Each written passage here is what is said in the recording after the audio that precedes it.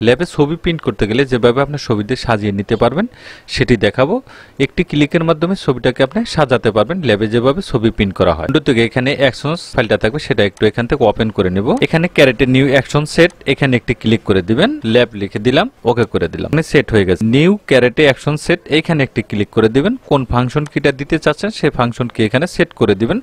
তো আমি F6 দিয়ে দিলাম, এখানে রেকর্ড অপশন চালু করে দিচ্ছি। কন্ট্রোল N বাটন প্রেস করে দিবেন, এখান থেকে কাস্টমে একটি পেপার সাইজ নিয়ে নেবেন 4x6 এটা নিয়ে নিলাম এখান থেকে। এখন প্রথমে এই ছবিটাকে ক্রপ করতে হবে, পাসপোর্ট সাইজ ছবির মাপে ক্রপ করবেন। এখানে একটি বর্ডার দিয়ে দিব, যেহেতু সাদা রয়েছে সেক্ষেত্রে একটি বর্ডার দিয়ে দিব। কন্ট্রোল এই বাটন প্রেস করে দিলাম, এখানে মাউসের রাইট বাটন ক্লিক করে এখানে স্ট্রোক দিব, স্ট্রোক 5 রেখে এখানে অন্য একটি কালার আমি এখানে দিয়ে দিচ্ছি, এখানে সেন্টারে রেখে ওকে করে দিই। কপি করব, কন্ট্রোল সি দিয়ে কপি করে নিব, এখানে এনে এইটা নিয়েছিলাম এই পেজে আমি পেস্ট করে দিব, কন্ট্রোল ভি বাটন পেস্ট করে দিই, এটা এখানে কপি করে নিলাম। এখন দুটি স্ট্যাম্প সাইজ এখান থেকে করব। স্ট্যাম্প সাইজ করার জন্য স্ট্যাম্প সাইজ ছবির মাপ এখানে ক্রপ করে নেবেন 0.79.99 রেজোলিউশন 300 দিবেন। Control A control C control V button press করে এখানে পেস্ট করে নেবেন। এখন ছবিটাকে আপনার এই পেজে সাজাতে হবে, সাজানোর জন্য এখানে দুটি ছবি এভাবে সাজিয়ে নেবেন, স্ট্যাম্প সাইজের ছবি এখান থেকে কপি করে দিবেন। এখন দেখুন এখানে যে জায়গা রয়েছে সেখানে আপনি নেগেটিভ নাম্বারটা দিয়ে দিতে পারেন, ছবি আমি এখানে দিয়ে দিলাম,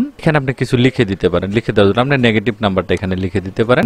নাম্বারটা দিয়ে দিচ্ছি আমি, এটাকে একটু ছোট বড় করে নেবেন আপনি, হালকা নেগেটিভ রাখলাম, এখানে একটি কোড দিয়ে দিলাম দেখানোর জন্য। এখন এদিকে একটু সরিয়ে দিবেন, হালকা একটু নিচে নামিয়ে দিবেন, হালকা একটু নিচে নামিয়ে দিলাম, এটাকে একটু নিচে নামিয়ে দিতে পারেন আপনি, এটাকে একটু নিচে নামিয়ে দিলাম।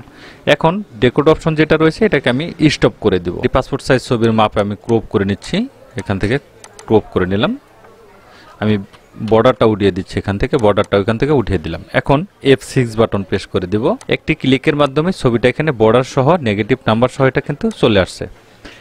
এখন আপনি এখানে অ্যাকশনস ফাইলটা যেটা নেগেটিভ নাম্বার চেঞ্জ করার জন্য এখানে অ্যাকশনস একটি কাজ করে দিতে হবে আপনাকে। এই যে টেক্সট যেটা রয়েছে এই টেক্সটটা এখান থেকে একটি টিক দিয়ে দিবেন, এখান থেকে যে টেক্সট দেখতে পাচ্ছেন টেক্সটটা ওপেন করে দিবেন।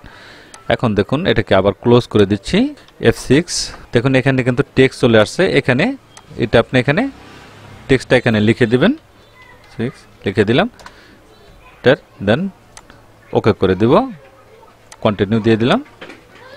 এখন দেখুন এখানে কিন্তু এটা সাজানো কিন্তু হয়ে গেছে, দেখতে পাচ্ছেন এটা কিন্তু সাজানো হয়ে গেছে। এরকম ভাবে এটাকে আপনি সাজিয়ে নিতে পারেন। ধন্যবাদ সবাইকে, ভালো থাকবেন সবাই।